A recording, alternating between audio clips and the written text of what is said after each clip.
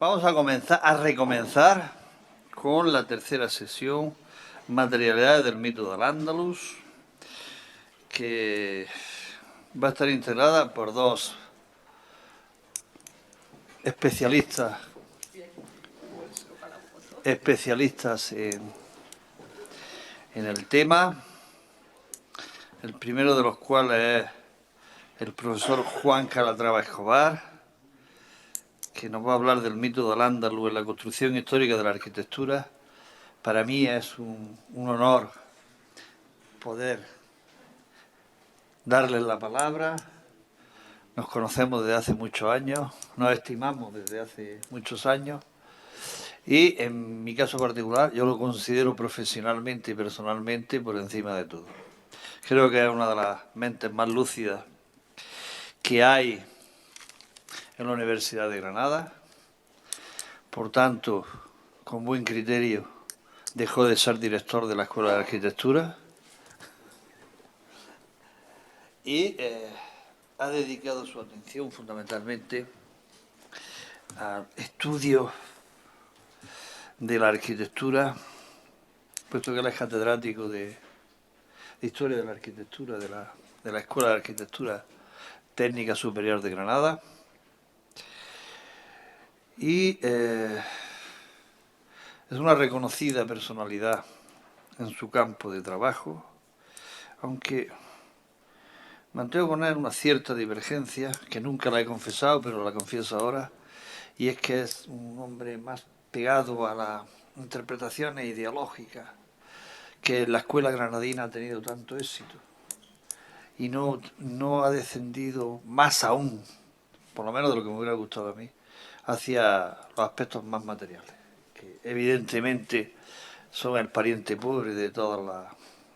los trabajos, pero como gusto de decir a mis alumnos, el eje principal de la historia es los procesos de trabajo. Si me equivoco, que me corrija. Entonces, creo que vamos a disfrutar todos del conocimiento, de la profundidad y de la sinceridad de Juan Calatrava. Bueno, muchísimas gracias. Buenas tardes a todos. Pues para mí sí que es un honor que me presente Antonio Malpica. Como él ha dicho, somos amigos desde hace 40 años. Y bueno, y le agradezco mucho también esta presentación, que como siempre es él, que tiene su parte panegírica y también su zurriagazo, como Dios manda. Sí, Antonio siempre ha sido así y por eso lo queremos tanto. Entonces, pues bueno, muchas gracias a los organizadores por invitarme a estar aquí. Y yo quisiera comenzar con una cuestión que no es habitual. Todos hemos dedicado libros publicados y demás. Yo quiero dedicar esta conferencia y quiero dedicársela a un extraordinario arquitecto y mejor persona que está en la mente de todos los que lo conocemos, claro, de todos los de la Alhambra, que tiene una relación estrechísima con esta casa y que ha pasado por muy malos momentos. Me refiero obviamente a Antonio Jiménez Torrecillas, arquitecto, como digo, muy ligado a esta casa, y espero que en su convalecencia de su terrible enfermedad, pues algo de esto le llegue y le reconforte ese amor que tiene por la Alhambra. Como esto se va a grabar, creo, o se está grabando, pues me gustaría que quedara esta constancia de cuánta falta nos hace Antonio a todos, y yo creo que aquí también en la Alhambra, y seguramente la directora compartirá este sentimiento. Bueno, pues voy a resumir en el brevísimo tiempo que tenemos, a resumir a uña de caballo 200 años. Voy a empezar en 1766 y voy a terminar en 1953. Son prácticamente 200 años en los que espero explicarme y contar de manera telegráfica hasta qué punto la visión de la arquitectura islámica, de la arquitectura de Al-Ándalus, de una arquitectura mitificada en la que no se hace distinción, en la que solo muy tardíamente se empieza a hacer distinción entre periodos, entre áreas geográficas, entre áreas culturales, pues hasta qué punto, decía, esta arquitectura islámica, en la confrontación con esta arquitectura islámica ha sido una piedra de toque en un proceso que es un proceso que nos interesa particularmente a los que nos dedicamos a la historia de la arquitectura, que es el proceso en el cual se construye precisamente esa idea de la historia de la arquitectura española, que como toda historia es un constructo intelectual, no es algo que esté dado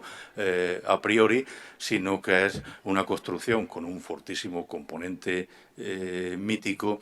Y esto ha sido muy bien estudiado para el caso de la arquitectura francesa, de la arquitectura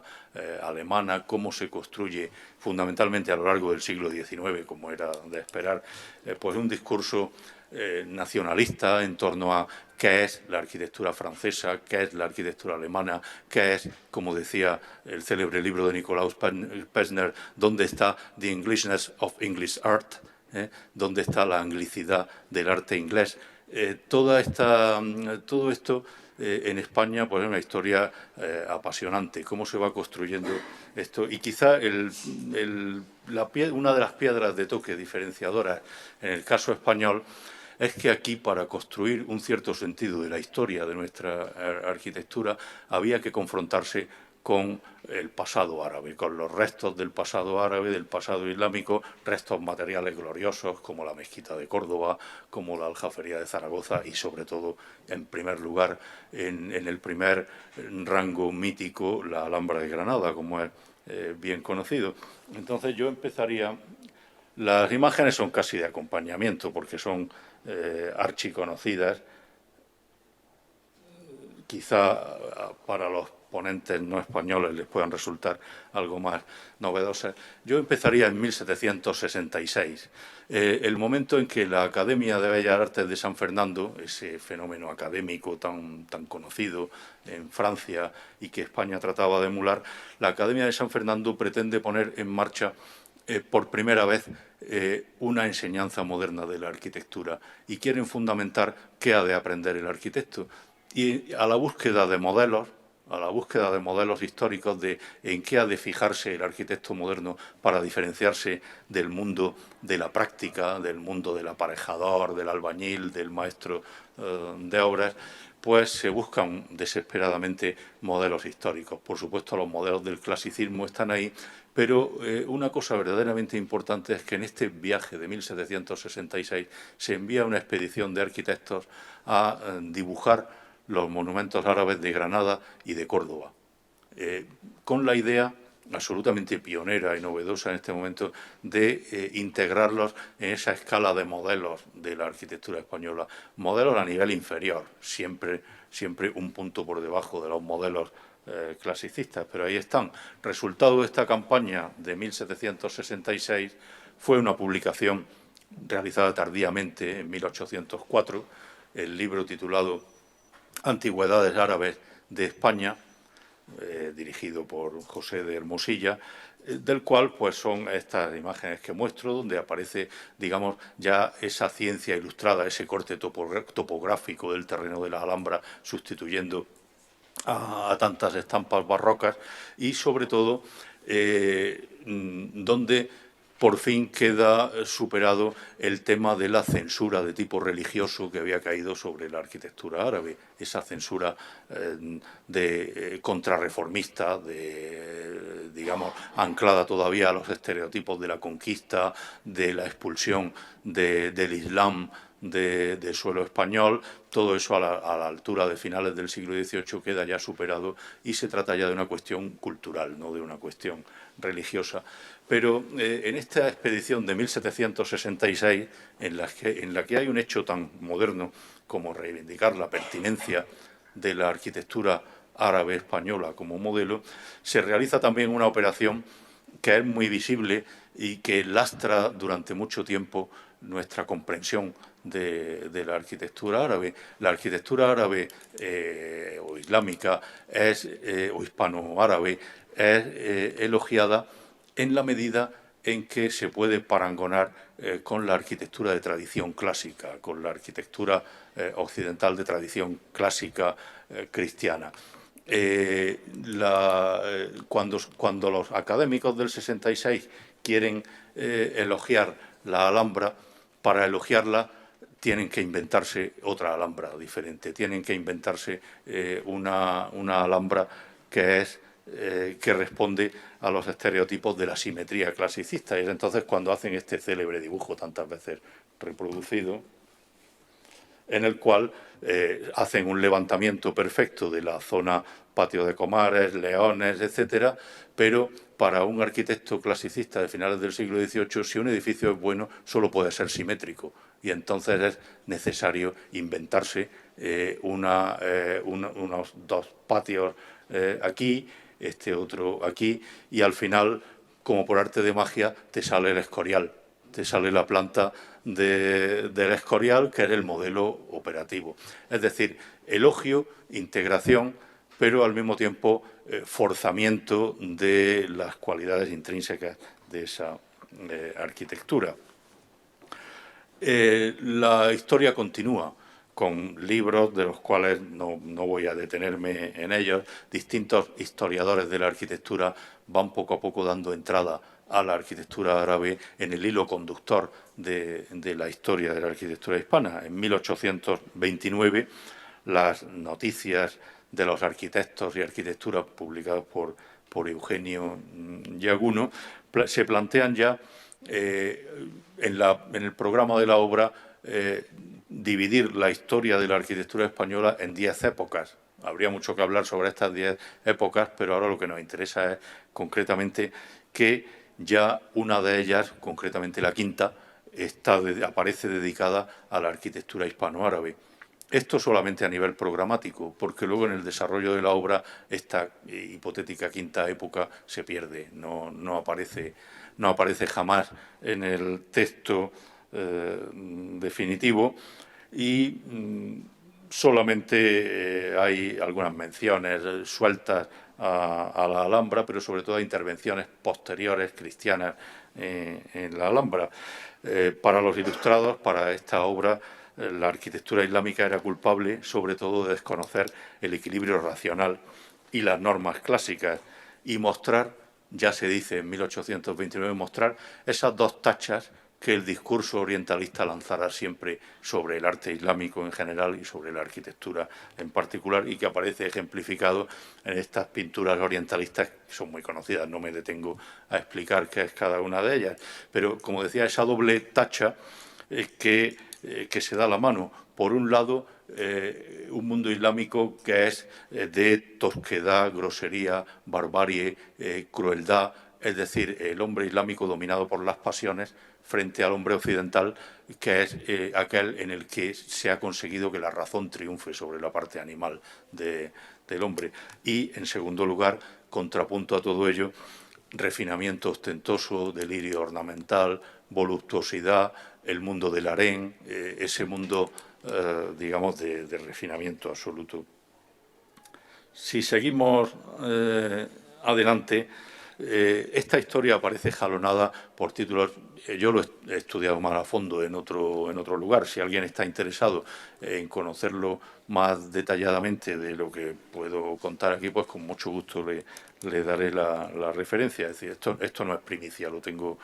escrito con más detalle en otros sitios. Pero otras obras, por ejemplo, 1833, el Manual de Historia de la Arquitectura de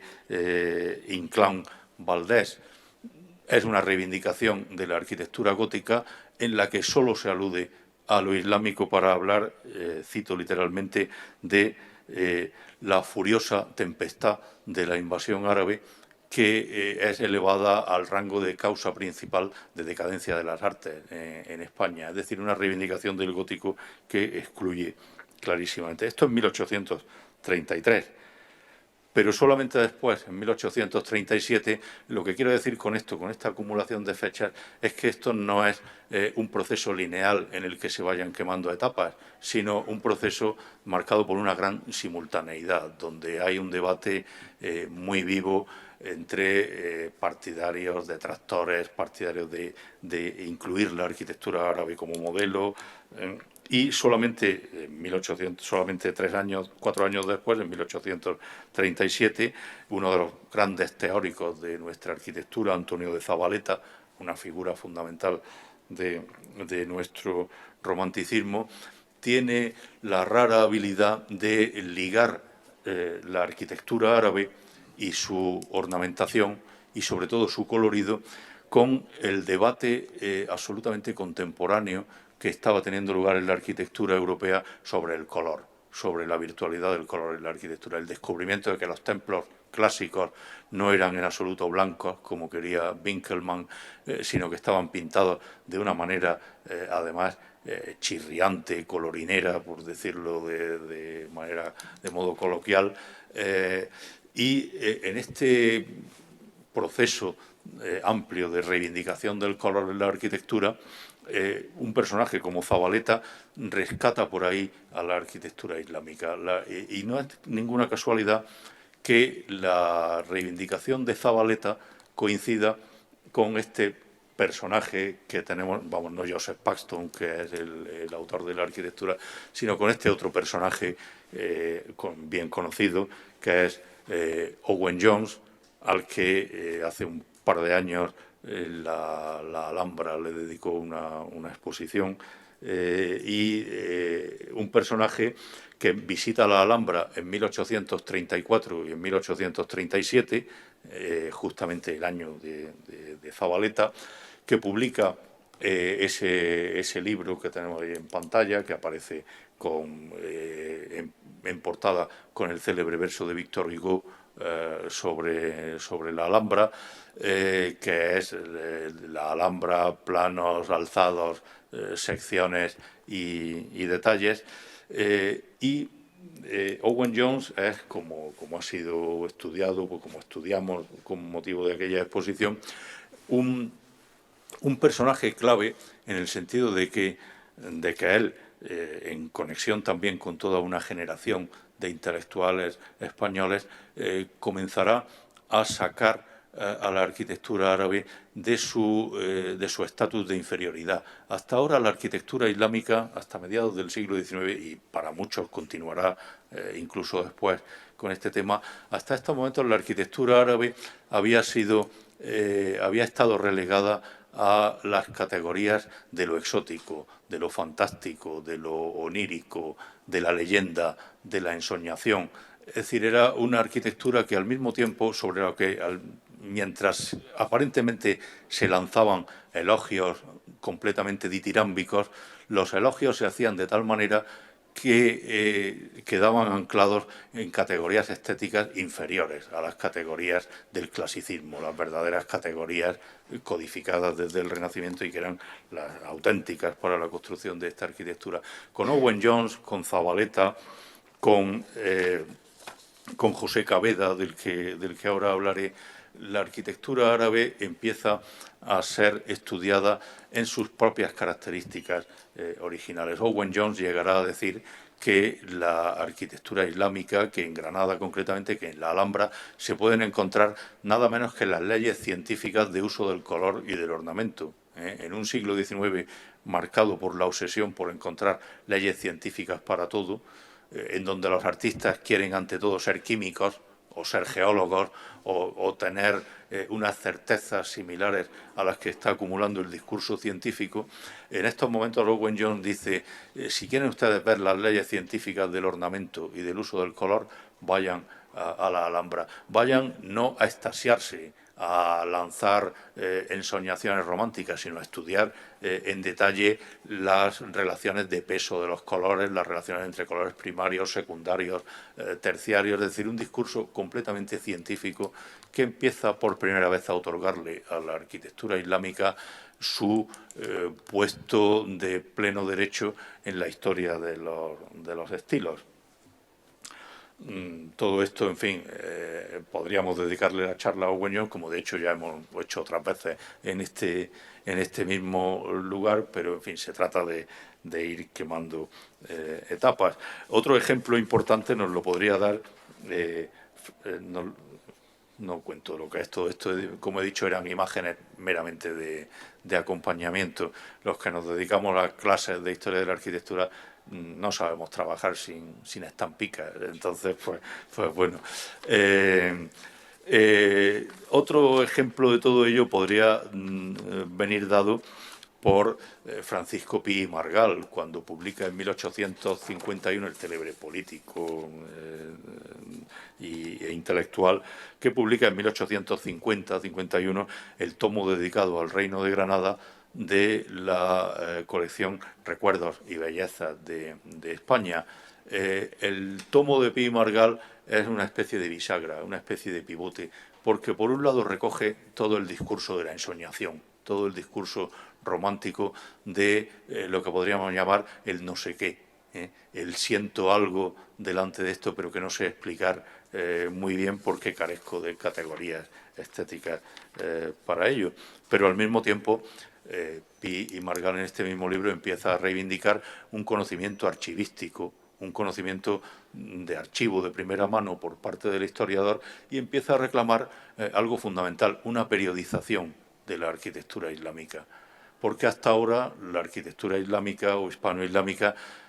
no se había beneficiado de la historia, como sí lo hacía la occidental. La occidental se dividía en románica, gótica, renacimiento, y la arquitectura islámica parecía esencialmente igual a sí misma desde el 711 hasta 1492. Caveda es el primero que empieza a reclamar una periodización, y esto es todo un síntoma de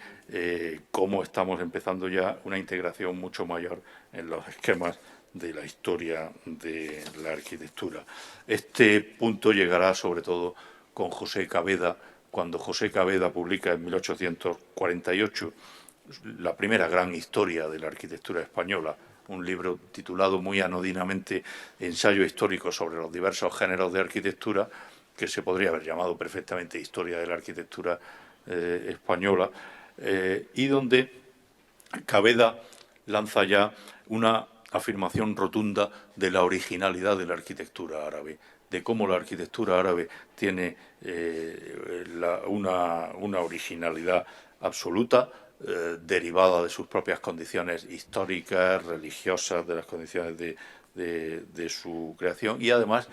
Caveda empezará a hablar de una estructuración interna, una estructuración histórica interna de la arquitectura española. Ya no se hace, digamos, por caricaturizar un poco, ya no se hace un capítulo de románico, otro de gótico, otro de renacimiento, otro de barroco y otro de arte islámico. Ya empezará a haber un capítulo de arte califal, otro de taifas, otro de arte nazarí, aplicando los esquemas que habían sido ensayados por Vasari en su historia de los artistas del Renacimiento, los esquemas de orígenes, esplendor y decadencia. En el caso de la Alhambra se mezcla una especie de respeto por la exuberancia ornamental, pero también una cierta conciencia de canto de cisne de la arquitectura islámica. Y estas construcciones historiográficas se complicarán cuando en 1859 José Amador de los Ríos empieza a reivindicar también una categoría nueva que pone sobre el tapete, la arquitectura mudéjar. El mudéjar es esa arquitectura, digamos, que tiene la respetabilidad de la arquitectura cristiana, pero el sentido de la ornamentación y del uso honesto del material que presenta la arquitectura islámica. A partir de aquí, el mudéjar se convertirá en un continuo punto de debate, en una especie de Guadiana que en la historia de la arquitectura española se hunde, reaflora en determinados momentos, y siempre aparece el gran debate sobre el mudéjarismo, el neomudéjar, ¿es el mudéjar un estilo propiamente español o no lo es? Es decir, todos estos debates que hoy día nos pueden resultar anacrónicos y obsoletos, pero que en su momento contribuyen enormemente a esta cuestión de la creación de un discurso historiográfico. Podemos considerar entonces que a mediados del siglo XIX en este aproximadamente siglo que ha transcurrido desde que empecé en 1766, con pasos adelante y pasos atrás, la historia de la arquitectura hispano-islámica ha quedado definitivamente integrada en el relato histórico de lo nacional, en el relato histórico de la arquitectura de la nación española. Lo que es significativo es cómo todo esto se plasma a lo largo de la segunda mitad del siglo XIX en una historia ya arquitectónica que es verdaderamente interesante porque nos demuestra el decalage, el abismo, la diferencia que puede haber entre las elaboraciones intelectuales y la puesta en práctica de la arquitectura. De esta historia, que es la historia del neoarabismo arquitectónico, muy rápidamente voy a enseñar solo unos ejemplos que son especialmente significativos para la plasmación de la imagen de lo nacional. Son los pabellones con los cuales se presenta España en las distintas exposiciones universales del siglo XIX. Y es enormemente significativo que haya una oscilación que casi se convierte en un eco del debate historiográfico entre pabellones neorrenacentistas y pabellones neoárabes. En determinados momentos España quiere ser renacentista y en determinados momentos España quiere presentarse como heredera de su imagen orientalista, de su imagen neoárabe. La primera vez que hubo pabellones nacionales fue en París, en 1867, y allí se optó por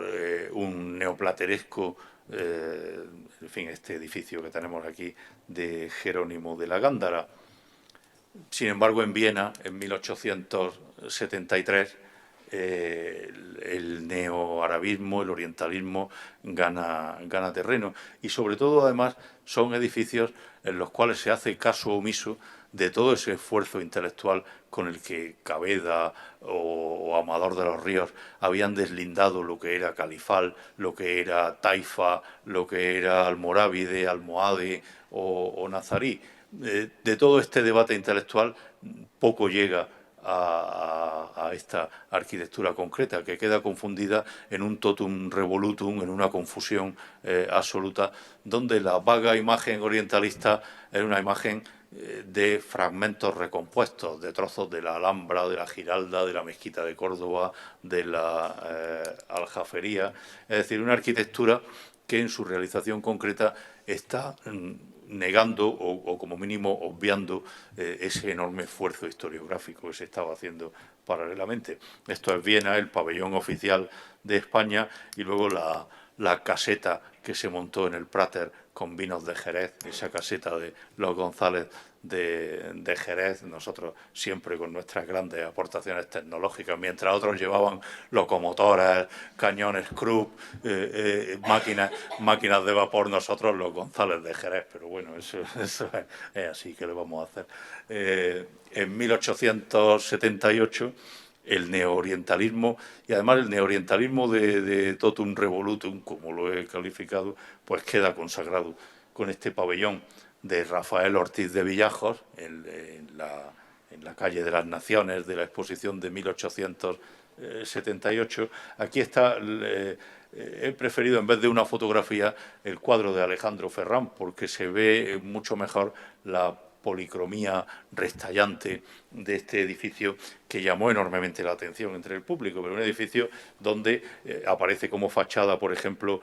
un trozo tomado claramente del Patio de los Leones, en los extremos son más bien de la Mezquita de Córdoba, es decir, es una especie de compendio un tanto arbitrario de arquitectura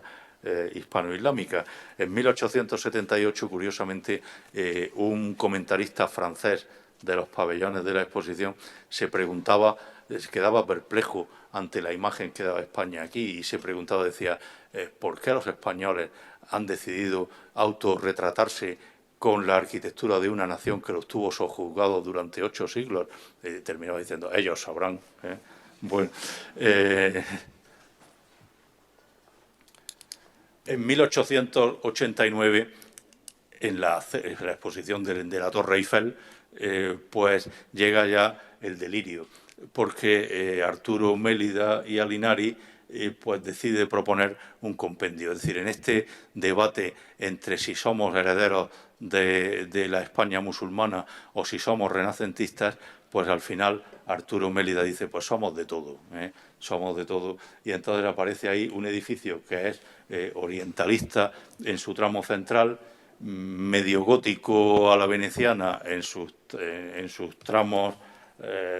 centrales y claramente plateresco en los extremos, es decir, un delirio absoluto, un híbrido monstruoso que solo se explica porque se trata de una arquitectura absolutamente atenta a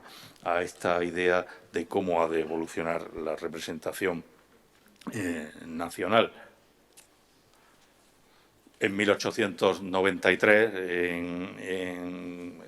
la exposición colombina de Chicago, es Rafael Guastavino, ese arquitecto valenciano extraordinario que construyó medio Estados Unidos con sus célebres bóvedas ligeras tabicadas, pues es Rafael Guastavino el que construye este pabellón donde la referencia vuelve a ser gótica. Es la lonja de Valencia, mal traída, mal retratada, pero bueno, el origen es claro. Y en París, en 1900, Rafael Urioste vuelve a optar por el Renacimiento frente a la imagen orientalista. Pero también en 1900 llega ya el delirio absoluto con la instalación por parte de un arquitecto francés, de Dernaz, de un espectáculo, de un gran parque temático con más de 5.000 metros cuadrados, que era este espectáculo multiforme titulado Andalucía au temps de mort, donde esta supuesta Andalucía, aquí sí que hay mito de Al-Ándalus, porque en esta supuesta Andalucía había de todo. Había un barrio de Tánger, había un barrio de Toledo, Toledo asimilado a Andalucía precisamente porque es esta confusión siempre entre Al-Ándalus como España islámica y Andalucía como región. Había, por supuesto, el Patio de los Leones, que está ahí, pero con unas arquerías que no corresponden para nada. Y había sobre todo esta gran plaza de torneos donde había de todo. Había combates entre caballeros cristianos y musulmanes, había cacerías, supuestas cacerías de fieras, había ataques contra caravanas en el desierto, figurantes vestidos de caravaneros y de pronto unos tíos que les salían por los lados y demás. Y había ya el colmo de los colmos, bodas gitanas en ese espacio. Es decir, el efecto que podríamos llamar de confusión, de orientalismo confuso, que prescinde por completo del esfuerzo absoluto de los intelectuales por deslindar, por integrar en una historia coherente, pues está ahí. Muy rápidamente ya, en 1910, en Bruselas, el comisario regio para la exposición es el marqués de Escoriaza y es él quien decide que el autor del pabellón de España sea Modesto Cendoya, el mismo arquitecto que prácticamente el mismo año había construido esa pieza maestra del orientalismo arquitectónico que es el Hotel Granada Alhambra Palace. Y termino ya trayendo a colación la figura de Leopoldo Torres Balbás. Leopoldo Torres Balbás es el definidor de un nuevo tipo de arabismo, de un nuevo tipo de arabismo arqueológico. En fin, no voy a explicar ahora esta figura fundamental que marca un giro en la historia de la restauración arquitectónica y en la historia de entender la arquitectura islámica. Sus volúmenes sobre arquitectura islámica para la colección Ars Hispania siguen siendo una obra de referencia. Y en 1929 Leopoldo Torres Balbás, que ya era arquitecto de la Alhambra, pues recibe el encargo del pabellón de Granada en la exposición iberoamericana de Sevilla, que luego fue destruido por un incendio. Aquí lo tenemos. Es decir, se construyó solamente una parte del ambicioso proyecto. La historia es divertidísima, vamos, divertidísima y trágica, porque es una historia llena de facturas impagadas, de problemas de dinero, en fin, de pequeña picaresca miserable bueno, que al pobre Leopoldo Torres Balbás y a otras personas los volvió locos. Pero en fin, el caso es que aquí tenemos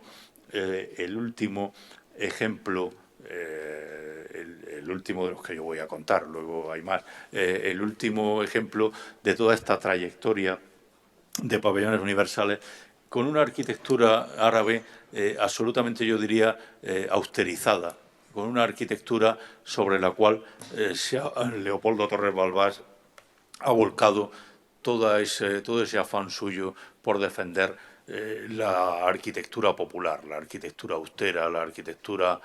vernácula. Con Leopoldo Torres Balbás se produce el encuentro entre un arabismo revisitado, redefinido y un renovado interés por lo vernáculo como fuentes de construcción de la arquitectura estrictamente contemporánea, como arquitectura que ya no es histórica en sentido emocional, sino que puede constituir verdaderamente una lección para los arquitectos contemporáneos de los años 20 y 30. Pero la lección de Leopoldo Torres Balbás no cae en saco roto. Viene la guerra civil, en fin, todas las historias que sabemos, pero cuando en 1950 los arquitectos españoles, un grupo de arquitectos españoles, una vez transcurridos los años más duros del primer franquismo, deciden que quieren recuperar el tono de la arquitectura moderna española, deciden precisamente reunirse en la Alhambra. En octubre de 1952, un grupo de arquitectos, personas de primer orden, Fernando Chueca Goitia, Rafael Aburto, Francisco Cabrero, Miguel Fisac, personajes de primera línea del panorama contemporáneo. Solo faltaban los catalanes, que estaban en Barcelona haciendo otras experiencias modernas un poco diferentes. Y de esta reunión saldrá el célebre manifiesto de la Alhambra. El manifiesto de la Alhambra lo resumo en un minuto diciendo que es el momento en que definitivamente se cierra el episodio de la Alhambra orientalista. La Alhambra deja de ser una referencia ornamental y se convierte para estos arquitectos en una lección de arquitectura, de volúmenes, de espacios, de construcción. Los autores del manifiesto, redactado por Fernando Chueca Goitia, los autores colectivos del manifiesto llegan a comparar las torres de la Alhambra con los rascacielos de Manhattan y con la arquitectura de Frank Lloyd Wright. Es decir, se trata ya de olvidarnos de esa tradición en la que la Alhambra era sobre todo fuente de ornamentos, catálogo de ornamentación, y cuando arquitectos que quieren recuperar el pulso de la modernidad deciden que la mejor manera de volver a ser modernos es mirando la Alhambra con otros ojos, podemos decir que se cierra este capítulo, se cierra con otra versión del mito. No se trata de contraponer aquí la realidad al mito, se cierra con una nueva versión del mito, esta historia de 200 años que he tratado de resumir muy brevemente. Y eso es todo. Gracias por vuestra paciencia.